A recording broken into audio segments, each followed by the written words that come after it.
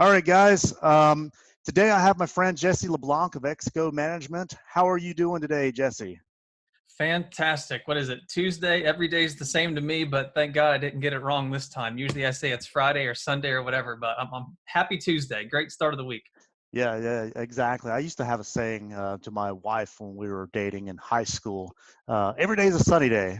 I'm really Right. hoping that it becomes a reality because yesterday was a sunny day, and the last several weeks it seems like it's just gray and fog and cold and wet, and this Atlanta weather sucks. Yeah, I think like tomorrow it's going to be 70, and then in about 3 days it'll be 30. So, hey, welcome to Georgia.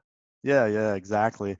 Well, the way I do this podcast, just so you know, we kind of learn who you are, where you're at now, where you've been in your past, where you're going, and then I like to interject a little bit of, which I'm starting just now to do the real estate teachings, but I like to interject a little bit of some of what you've accomplished over the years and what you can teach the audience. And I know your time is really important. We don't have a full hour to do this podcast, but we will condense it into 30 minutes so that the listeners can learn who Jesse LeBlanc of ESCO Management is.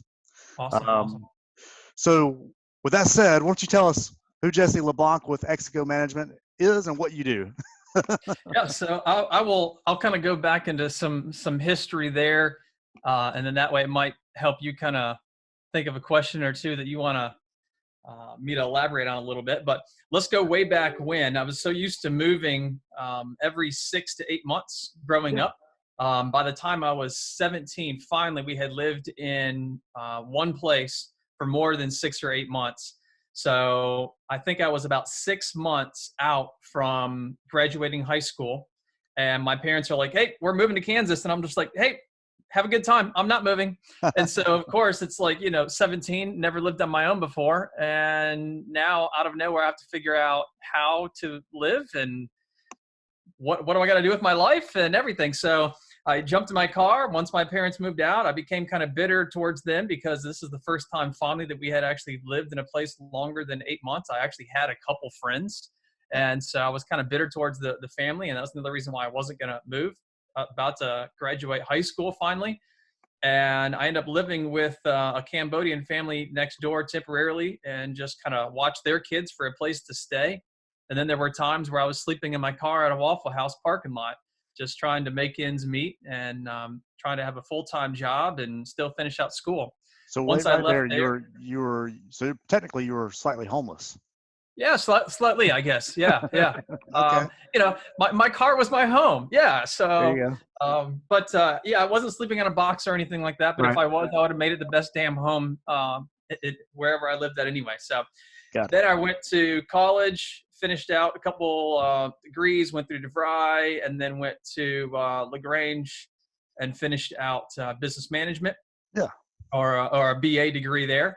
And then from that point on, just kind of went into what everybody thinks when they go to college. Hey, I just got to go out and get that 9 to 5 and go hustle and grind and work for somebody else to get that paycheck. And I think I was rarely ever making anything, maybe $45,000, even whenever I was a financial analyst and marketing analyst. And I worked for Hewlett and Red Bull and a couple other places. I still wasn't making much. yeah. And I just loved what I was doing. I wasn't focused on just like really trying to climb the ladder at that point in time. I just respect that I need to listen to the boss. I need to listen to everybody else and prove myself. And one day I'll finally get up there to the director level or whatever. So I did that for, I think until somewhere around 2009-ish, right around 2009. I left corporate world and became a police officer for give or take about 4 years Yeah.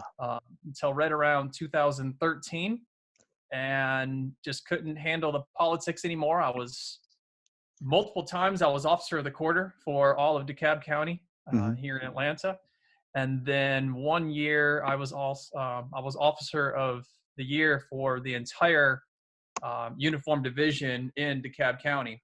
Yeah. Which was rather impressive with Atlanta, with DeKalb County being basically the same size as Fulton County, with the amount of officers you can only imagine being number one was pretty impressive. But that didn't come with, it was no easy feat for sure. Yeah, I was about to say, Um, did that cause you any headaches?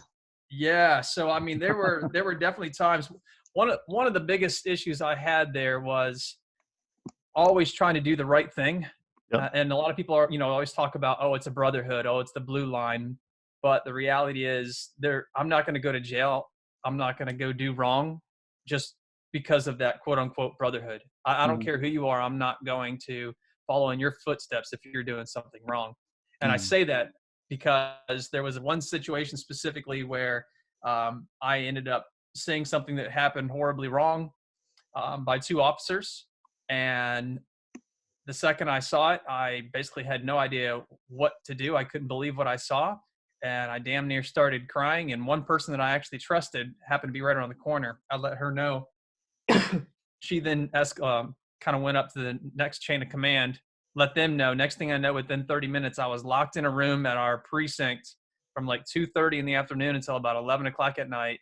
You can't come out. Don't eat. Don't go pee. You can't do anything. You're being interrogated by the GBI, by Oh, crap. everybody about what I had just seen. When I finally left that night, next thing I know, the officers had already been sent to jail, stripped of everything, and now basically, having charges for what they did. So that, for the next couple of years, um, basically just created a huge target on my back. Holy. Everybody saw me as the rat snitch bitch. Whoever knew me saw Yeah. me as the rat in the company. Oh, man. And, Jesse could never be trusted. But Right. then you'd also have those people who are really good people who would want to do anything and everything to, make sure that they're riding with you, if you will.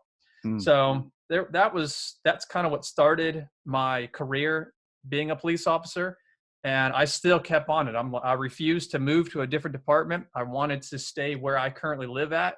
I Yeah. wanted to take care of the people that I walk past, I jog past, I live next to every day. And I refused to leave just because because Brass, the higher up level, Yeah. wanted to make it easier on them and less paperwork. Yeah. So Well, in a previous conversation with you, you've told me that you were almost shot due to a lack of support by other officers and things like that. Obviously, that's life-threatening. How stressful of a time was this for you? so that was always weighing on my shoulders, for sure. And that specific episode was apartment complex right on the corner from where I still live today. Mm. And I was one of the only units that paid for my own camera systems and everything like that on my unit, my own body.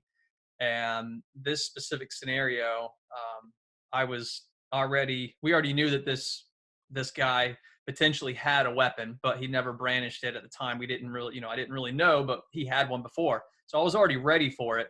And everybody else knew. And I happened to go down a breezeway, and literally right when I came around the corner, I'm face to face with the guy. So now we're about to get into a fight. I'm yelling for backup because I already knew what might happen, but he didn't have his weapon brandished at the time. So there's no sense in me necessarily coming out with that type of force at the Yeah. time. I had every right to use or pull out my weapon because of the knowledge we had prior, but I'm trying to just, keep things at the right level and not be one up too quick. And we got into a little scuffle, and I'm still yelling and screaming for help and exactly where I'm at. And I end up having to tase the guy, and he's still coming out of the taser. I'm about to have to tase him again. And now I've already been yelling over the radio exactly what's happening, tasing. The next use of force would have been my gun. And he actually had kept reaching for his pocket. Yeah. And at that point in time, I knew that officers were coming, but I had no idea where or whatever. And so now he's now reaching out for his gun, and I was able to, jump on top of him and stop him from pulling out that gun just in time without me having to also use my gun on him. Long Right. story short, later on, I went back and looked at my video and realized that officers were just leisurely walking through the parking lot. And even though I was screaming that, now I'm saying gun, gun, gun or whatever. And, that was one of the times where it easily could have went south really quick. Yeah. So, And that was all from, those were people that had known the officers that quote unquote, I got fired, when they were doing wrong. And so mm, they knew who I was, and they were in no hurry to get there. So it Dang, was kind man. of like hey, we'll leave him to get his ass beat, Yeah. and maybe he'll learn a lesson for getting our friends fired, kind of deal. It's like a freaking movie. Like it's like a Yeah, bad movie. What is that movie with Denzel Washington and Ethan Hawke? Training man, you're Day. better at. Oh Training Day. yeah, yeah, Holy yeah. crap, man. Yep, there you Oh go. shoot. That's a little bit more exciting though, but yeah, yeah, Yeah. Yeah. Well, I mean, they threw him in the bathtub and tried to shoot him. I mean, that was intense, but at least that didn't happen yeah, to you. Like, holy cow. So, well, tell me about after the DeKalb PD and yep, you move flowing into private investigations, which ultimately led to you being into or going into real estate and creating this exciting new career that you have, just really tackled over the last few years. So, why don't you tell us yeah. about that transition? So I left there, and then it's almost like, okay, well now what do I do? I definitely don't want to go back into the corporate world, but what do I want to do? I've always been kind of an entrepreneur at heart. I've always come up with like little small things, little businesses, but never really took things off. And so then I'm like looking for online posts, like what do I want to do? Something that's just part time right now, because I still had the breadwinner at home. Mama's the one making all the money at the time. Mm-hmm. So it's like, okay, I don't have to be out there working my ass off at a W-2 job and do what I don't want to do. So at least I had the luxury, I guess, if you will, Right. of kind of staying at home, figuring things out. Although that's not who I am. I certainly don't want my wife being the breadwinner. Right. But at the time she was, so good for her. So I did Section 8 inspections for half a year or something like that, 3/4 of a year. So during that time, I met a lot of investors, met a lot of contractors, met tons of good and bad tenants, Mm-hmm. and the whole gamut that you could think of in and around rental properties, basically. And so after, I think towards the end of that, I was putting a bunch of little clues together, finding guys who basically dealt with property management companies, who dealt with contractors, who dealt with investors. And before I even knew what a GC was, or a general contractor, I had no idea what that word even was. Right. And so I just started my company, which is Exco Management still today. I started the company basically being as I consider myself, the liaison, if you will, between the investor Mm-hmm. and the contractor. So I would just go find the investors, figure out very small, simple cosmetic things that I could figure out how to do, painting, carpet, the bare minimum, and then find people who could do the work and then upcharge. And that's how I just created what I thought was like a new business structure, when I had no idea millions of people are out there being a general contractor, that I just Right. thought I was special doing this. So that's what I created the company based on. What And what about year was this? What year that was this? was October of, matter of fact, on my birthday, October 15th of 2014 is when I started the company. Wow. And so I think into November, I was still trying to put pieces together. And then November, one guy called me from a Craigslist ad when I was posting stuff on some Facebook and some Craigslist ads. He called me, and it was the whole fake it till you make it. I made things sound really sexy, and I had no idea what the hell I was doing, but at least I knew from the last 8 or so months of dealing with other investors and contractors that I just kind of felt like I could somehow make this work. Yeah, yeah. And so I guess at the time, I'm just going to say now, I don't think it was very smooth talking, but obviously it was. Somehow I talked this guy into believing everything I said, and he had quite a few rental properties. And so I started doing a little bit of work for him in November/December. And I think I did like 2 or 3 small jobs for him. And because of my over the top communication, pictures, video, always giving updates, emails, everything. And I was being over the top because I had no idea what the hell I was doing, but at least Yeah. this is the way to get this person to believe that I know what I'm doing. Right. And that worked. That was really the start. From that point forward is where now it gets really exciting, and where the pitfalls and the pain and stuff starts. Mm. So the start of 2015 now, I had been kind of doing some work for him for a month or so. Started 2015, maybe the very end of 2014. He was like, "Hey, I see that you're doing, really good job on my other properties. I'd really love to start flipping properties. I've done X number of flips. And I think, if you're willing to partner with me, then, hey, why don't we go ahead and do it? You're there. You can handle basically being the project manager." Again, before I even knew what all these tasks and roles and responsibilities were, I'm just like, yeah. I always wanted to flip. That sounds good. I watched all those TV shows. Yeah. That's exactly what I want to do. Right. So we started, he kept his company name. I still kept my company name, and we just did everything. I say everything, but I'll get into that in a minute. Yeah. We did everything 50-50 financially, buying the houses, talking with the agents, getting the lending. And I was to find all of our contractors and basically run the project. Little Yeah. did I know, I basically was the turd running around doing all the work, being the project manager, working 12, 14 hours, running the projects. And as far as I knew, he was the one who was taking care of all the utilities, talking with the lawyers, talking with the agents, getting all the lending and all that stuff squared away. So I thought that was like a very hard job. And that's, that definitely should mean that he gets 50% of this. Like, I don't know anything about that. That's all you. I know how to run the project. I'm figuring out numbers. I can do all that kind of stuff.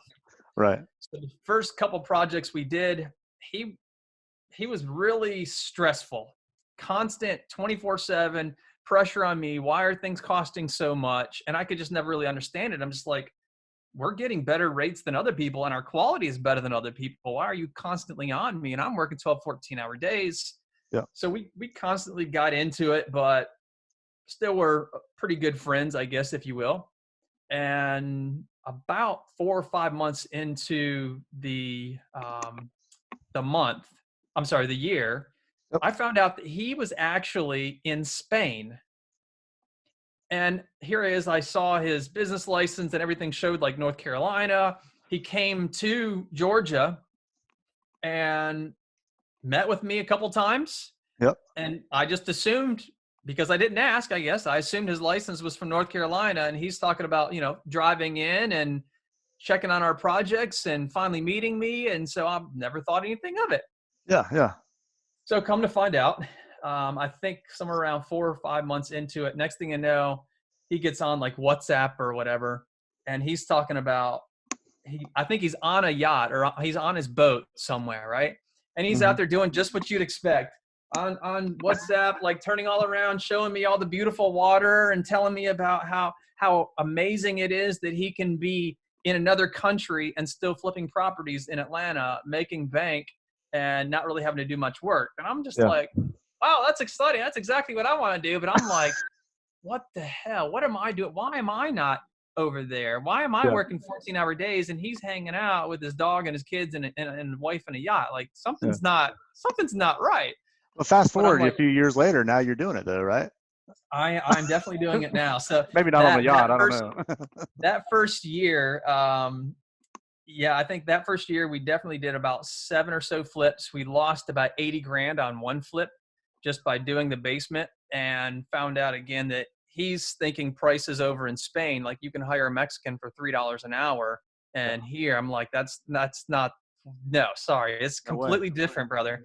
So that's what really started kind of causing more stresses by the end of the year. And then in 2016, I let him go.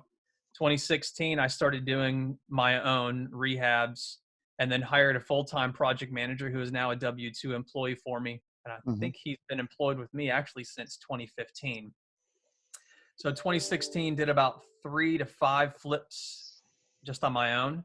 Yep. And then I realized, okay, I need to find better deals. What do I do? Who am I buying my deals now from? How are they getting good deals? That's when I learned the word wholesale. So 2017, the start of 2017, I hired a friend of mine who was just an IT kind of guy and never out there in sales or anything. So I hired him on as an acquisitions and took about 4 or so months just constantly trying to train him with basically stuff I didn't even know. It's almost like, who do I know? Who do I know? What are they doing? What are they doing? Okay, get this video, grab that video, put stuff together. Okay, follow those guys. Do what they're doing. I don't know anything else about wholesale, but do what they're doing. Just bring me some deals. So I literally just threw a friend to a fire, and I had no idea what the hell wholesale was myself. So that was the start of my wholesale career, basically. So at about 4 or 5 months into it, I actually wanted to fire him because I'm just like, wow, I'm dumping in several $1,000s a month. I've already guaranteed you a full year salary. You're not doing anything. And of course, I still had to make it sound like I knew what I was doing, you know? Right. And he finally got his first deal in, I think it was April, and he's never, ever, ever looked back since. I think within about 2 or 3 months after that, he had already made what he was making for an entire year's salary at another W-2 job elsewhere. So he was happy. I was happy. That Yeah. was the start of the wholesale. That's really cool. So how many so is he still with you today? Yeah, he's actually Okay. now my COO of the company. Nice, nice. Um, how many wholesales did you do in that year? In that first year, I think was probably only around 8. I could go back and look and see, but it Yeah. wasn't that much. It might have been about 8 Yeah. in 2017. Well, I know I had met you towards the end of, I want to say, I guess it was, no, it was the end of 2018. So I met Yeah, you maybe a exactly. year later. I got you. Okay, I got you. Yep. Well, so that's awesome. So you started doing the wholesales. You had your friend working with you. Now he's making money. Obviously, that's trickling up. You're making money. Then what? Yeah. So then in 2018, I started branching out, figuring out, okay, how can we grow this? How can we scale it? Hmm. So then 2018, we started hiring some new people, and into 2019, continued hiring, creating more systems. I was paying, man, for marketing. I was paying close to somewhere right around $20,000 a month just in marketing. And what I want to get into later on is what I was never doing was tracking any of those numbers. For every dollar I put in, what am I getting out? Right. All I was focused on is, okay, are the employees getting paid? Are the bills being paid? Yes, the employees are being paid, the bills are being paid, but I was never making anything whatsoever. But I was okay with that because I'm just like, okay, one day I'll get my cut down the road. Right now, let me just put every dollar back into the company. Yeah. And so that's what I did for a couple of years until last year when I almost ran my company completely into the ground just 4 or 5 months ago. Wow. But so 2018, 2019, I was growing, I was scaling, I was hiring more acquisitions associates Hmm. and doing far better on training. And I've done a lot of coaching, mentoring, and stuff like that during that time. But I pulled completely away from that just so I can focus 100% of my attention on my wholesale team. Hmm. Meanwhile, we're still doing some flips, still doing some lending, but the wholesale is really the bread and butter of it. So all the way up until 2019, now I've got basically two. I've got one. Currently, I have one acquisitions manager, but in the next 2 weeks, we're about to let one of our other acquisitions associates step up. So I'm just going to say what we're about to have. We're going to have Right. 2 acquisitions managers, and then we're about to have 3 acquisitions associates Hmm. with a couple more probably coming. So basically, I'm going to have 2 wholesale teams under one company because they're very competitive, and we love having rewards and incentives for our teams. And so now having 2 teams kind of fighting against each other, but still working for the same purpose is going to be something new for us. So 2 acquisitions managers, 3 current associates under them total, with a couple more that we're about to hire. We've got a dispositions and a transaction coordinator. Hmm. I've got my project manager doing the rehabs and all the whole tail, I call it, just the light cosmetic flips instead of the full 80, 100 grand flips. Hmm. And then I've got my COO of the company. And I think, let's see, we've got a bookkeeper, and then now we're about to hire an office manager here as well. Awesome. So you're running a company.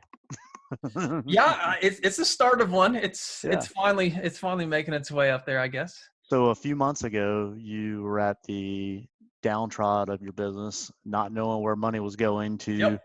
4 months later, you're on top of it, and you've been in business for 6 years, and you're still here. You pushed on through the struggle, which became real, and now you're on top, and you got a bunch of people that are working for you that are doing really, really, really, really well. What's the key to success? So for me, it has always been work for my employees, don't have my employees work for me. Yeah. I'm always giving everything I possibly can to them. Um, Unless within like a month or two, I saw that a new employee wasn't going to be a good fit, I would get rid of them. But anybody who's been here for more than 2 months, we have never, we've never had anybody leave. I take that back. One of our acquisitions managers left for a month and a half to go back to his W-2 job. and he couldn't wait to come back. And for the first, literally, he already knew the first year he was probably going to make like $60,000 less than what his W-2 job was. But he had that same vision that we did. He knew what was coming and what was going to be his position, and the amount that he could make, plus having access to tons of rental properties at better discounts, etc. So he saw the long-term vision. So he was one person that did actually come back. But yeah, for me, it's always give into your team. Always be there for them 100%. I don't care what it takes. I don't care if it means for temporarily, if that means I'm not getting paid and I've got to pull money from this credit card or pull money from that place to make sure that my employees are well taken care of. Incentivize them, go above and beyond, surprise them with, send them and their wife out or their husband to a dinner, just whatever, something like that that's going to make a difference that no other company is probably going to do. Yeah. I reference this book all the time in my life. You want to be the purple cow. So you're not the purple cow as far as showy and social media or anything, but you're the purple cow within your business, Yep. which is what I like. I think you're over delivering content, you're over delivering value. You're pouring in like I guess cup floweth over into your employees, and that's what drives you to succeed, because you're helping others. And when you help others, when you serve more people, it only brings in more monetary value for you, which that's not necessarily why you're doing it. Let's be frank, you are doing it for the money, but you are Absolutely. doing Yeah. it to like the picture behind you says boss and leadership. You're the boss that's leading people. So Yep. that's awesome, man. I makes me miss having a company myself like that. I been there, done that. I think I'm about to build mine back up again. I've got a small team. I'm like, I think I want to plug more people in, because it's just at the point where I don't really have to work as hard anymore. That's Right. Yeah. it's I'm with you on that, man. What do you what do you feel like has been your, I guess you kind of hinted around some of the stuff. What has been your biggest struggle in the last 6 years of being in business? Um,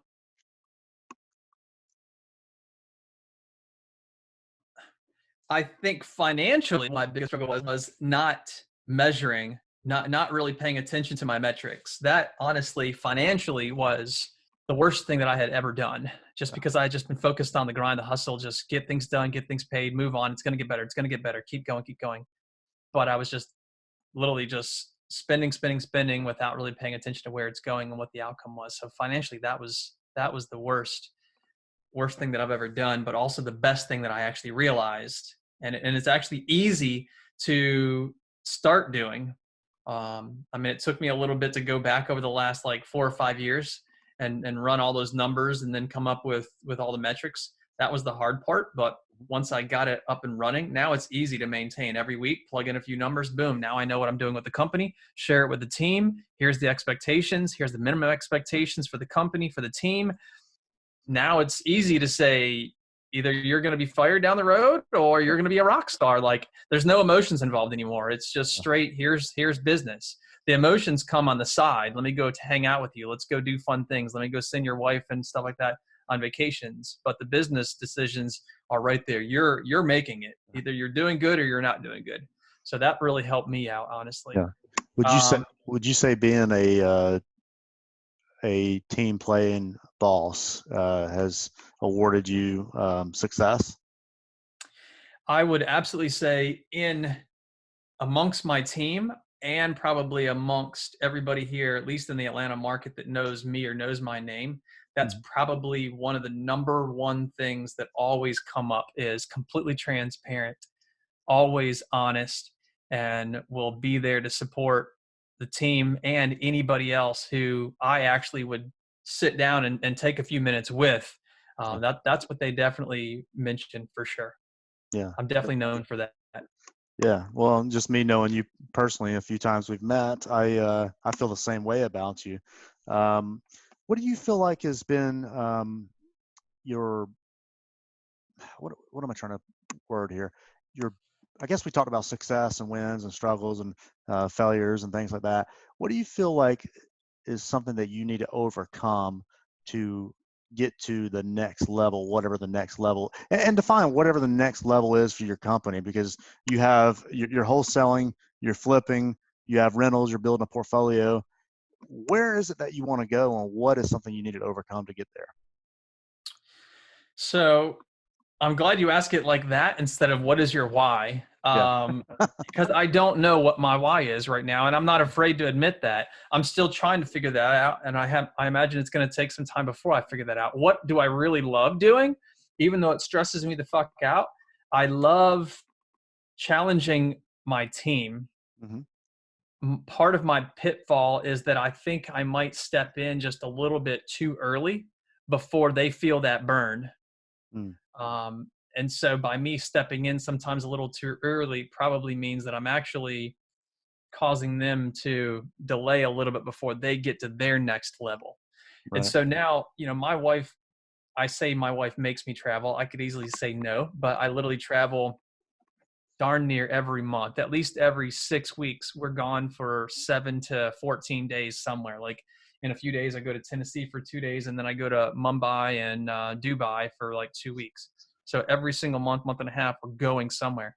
That alone right there, honestly, has challenged me, because there's places like when we went to Africa, there's no way in hell I could get signal, but maybe like 10 minutes a day.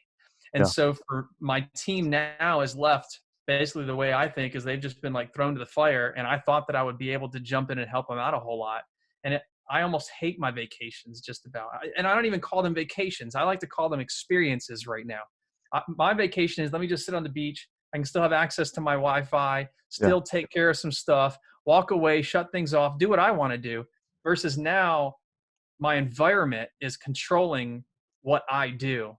Right. And so I have severely limited myself, causing myself more stress by not just relaxing and then just dealing with nature, I guess, Yeah. by whatever it throws at me. I try to control. I'm not a control freak whatsoever. I hate micromanaging, but I still like to have some kind of control whenever I'm out. I like to still be able to know that what my team is doing. I like to just at least, as long as I know that I have the ability to get on this damn phone, I'm okay. Yeah. Yeah. But the second I realize that I don't have access to my team, I'm stressed out. I may not show it. I'm really good at not showing anything, but internally, I'm just dying inside. So this is actually growth for me by my wife forcing me to go on all these vacations, which Yeah. means now my team is stepping up. So Yeah. all that to say, to your main question is, what's the next level for me? I'm thinking about opening up a brokerage, but Hmm. I still want to focus on growing my wholesale team kind of first. It's just the brokerage is just going to be another subsidiary of, basically, because we already have so many leads coming in from our wholesale that we don't need to be wasting. So I can throw that over to our brokerage and might as well as capitalize on that as well. And Sure. then who knows what's going to happen from there. I'm always open to new business ventures. I don't care that it doesn't have to be just real estate related. I've got a staging company. I'm actually about to sell that, but I like other businesses that aren't just real estate related. So I think the more that I could watch my team grow and give them the space and the ability to grow themselves and watch them shine, is then finally going to let me kind of set back and then be exposed to more windows of opportunity, basically. Right. Dude, that was such a perfect answer for that question. I mean, what I realize is you're very intentional. Um, First and foremost, you deal in integrity and honesty, transparency, and I feel like that's the only way to to do this business. I mean, there's so many schmucks out there that are Yep. just going out there slinging real estate, throwing shit on the wall, hurting homeowners, lying to them about values, or just treating their employees like crap, and talking to Absolutely. them like dogs. And like, dude, I never want to be that person that does that. And then, let's face it, I see it every day, people that are doing that. And it's actually an honor to have somebody like you in the Atlanta market. For years, I thought I was, my former business partner, I thought I was one of the only people out here doing this. And then, Yep. after walking away from that business 2 years ago, and, getting to know several people in the local market like yourself, has just been, life changing, but also honoring for me as well. So thank you so much for doing Absolutely. that, or being a part of my life a little bit. And then, I know your time is valuable, so I want to wrap it up. And Sure. we put a 1 hour show into 30 minutes of really good content, which I appreciate. But now for all the hardest questions in the world, what's your favorite movie and why? So this probably is not going to come to any surprise to you. I hate watching TV. I literally hate watching TV. I don't have the patience. I don't really care about celebrities. I don't follow other people. So I really don't watch TV or movies. If and when I actually watch something, it's going to have to be something that I can pause, walk away, get on my phone, come back, watch again for a few minutes that I don't pay attention to. So Yeah. that's probably not going to be anything I could really answer. I Okay. just don't watch TV. Yeah, yeah, yeah. No worries. What's your favorite book that you've read and why? So similar, but at least I do have something. One book that I did like so much that I actually bought every one of my employees this book, and it was related to wholesale. Was I believe it was called Fire Yourself, and then it was Fire Yourself, and it was about basically hiring a rock star acquisitions manager. And I think it was Brian Elwood who wrote that book. I could probably, oh, I got five of them back here. Yeah, Brian Elwood, Fire Yourself, Rockstar Acquisitions Manager. That's awesome. And for me, that was kind of the light bulb kind of went off. And even though I already knew, like, okay, how am I going to grow? I've got to have an acquisitions manager, which I already had one. But to me, it was just finding little small nuggets within that book that would help my acquisitions associates. Yeah. And it also kind of helped my acquisitions associates know that, hey, do you want the acquisitions manager role? Hmm. Okay, here, read this. Here are some extra nuggets that you can go out and apply when you're talking to your sellers. And everything in that book, also talks about just being honest and transparent. And I just kind of connected that way. So that was an amazing book. Yeah. Generally, I do read some books. I don't read near as much as anybody else. I'll listen to what other people say. I'll try to find those highlights, hit those highlights and keep it moving. I lose track really quick. Yeah. The book Traction was also one that I've listened to a little bit on audio. Yeah. I've read probably 60 or so pages out of that book, but I mainly just listened to the audio version. And that was something that I also passed on to both my COO and my acquisitions manager. And even though I've not implemented all of those tactics and suggestions, there were quite a few that at least I still have in the back of my mind. Yeah. But I'm just trying to find the right time to be able to implement some of those changes. So those are probably my two books that I can think of right off the top of my head. Awesome. Awesome. This is just because I like pop culture. I don't know. I grew up around pop culture. I was kind of like the cable guy, stayed in the room, watching TV and all that junk. So, what's your favorite music? Who's your favorite musician or artist or whatever? So by looking at me and then talking to me, you're gonna be like, no, there's something wrong with this dude, right? Yeah. So when I'm jogging or running, or if I'm just really in the groove of me working, and then all of a sudden I almost feel like I get burned out a little bit just from working too much. I want to listen to the Disturbed or Breaking Benjamins or something. I don't know why. I don't know why. Yeah. I just, my wife was like, why do you listen to that shit? And I'm just like, because it gets me going. Let's go. And then Yeah. that's it. Then I'm like, okay, back to my work. I just needed one or two songs and I'm pumped. That's Yeah. it for me. Awesome, awesome.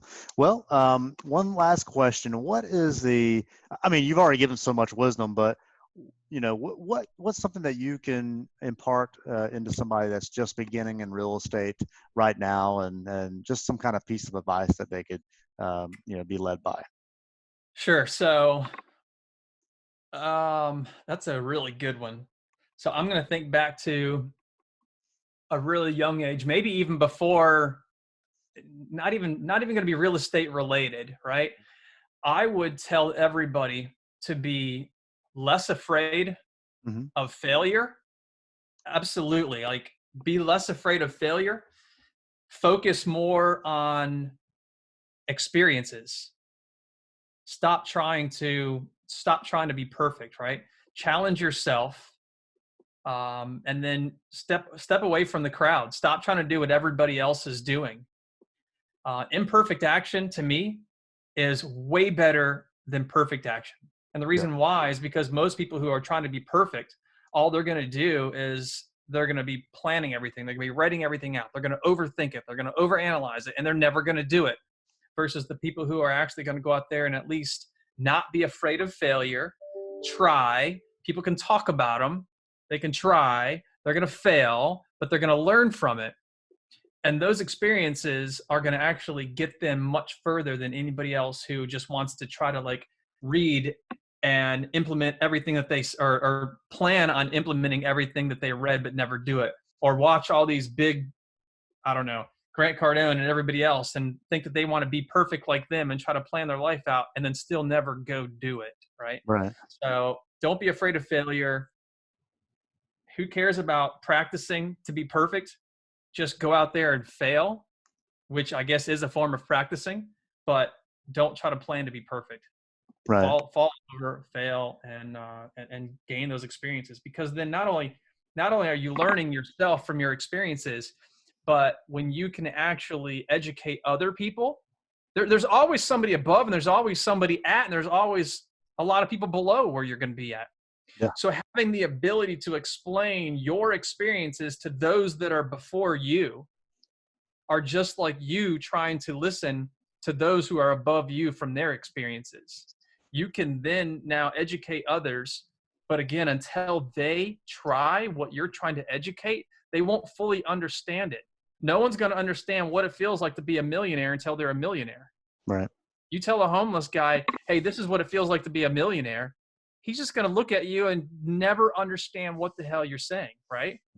But if you tell him, hey, these are the most amazing pair of shoes, and I tell you what, if you meet me on this corner next week and then you put out 5, 6 bandit signs, I'll bring you a pair of shoes. Yeah. Great. Now he's got something obtainable, something that he can do. He had to work for it, but now he can do it. Now he's got those shoes, and now he understands because he's had the experience of how it feels. And then he goes to the next level, and then he goes to the next level. You can't just jump from A to Z without going through different levels of growth. Yeah. Dude, it's so true, man. Well, dude, I greatly appreciate you coming on here to this podcast. I know you're running a company and extremely busy. Where's somewhere where people can find you on the social, if you are on, so I know you're on social media, but where can somebody find you if they want to find out more about So you? probably the easiest way is just my Facebook page, just under my name, and you'll probably see Execo Management logo on the back. I do have the Execo Management Facebook page. I don't do a whole lot with it yet. Maybe whenever I get a marketing manager, I'll let them jump on it. I think Execo Management Instagram is out there, but I rarely ever do anything out there. I'm more of one of those who I just kind of want to be on the side. No, I don't care if everybody doesn't know anything about me. I want the team to shine and what they're doing. So I'm not out there a whole lot, to be honest with you. Yeah. Yeah. Well, I just tagged you in on a post of a picture of you right here. So on Instagram. So there you go. We'll be able to explore more with you later. I do want to bring you back one day to talk about the no money down technique on how to flow. Oh, Like yeah. maybe do some Yeah. teaching. This was just maybe we'll do a part 2 sooner or later. I know you know how to do that really, really well, and I know you know how to teach that. That'd be really good to do like a teaching episode soon. But anyways, I'll let you get back to your life, man. Thank you so much for doing this, and man, it's been an honor. Thank you. Awesome, Brandon. Thanks so much, guys. I Yep. appreciate it. Take All care. right. See you, brother. Bye.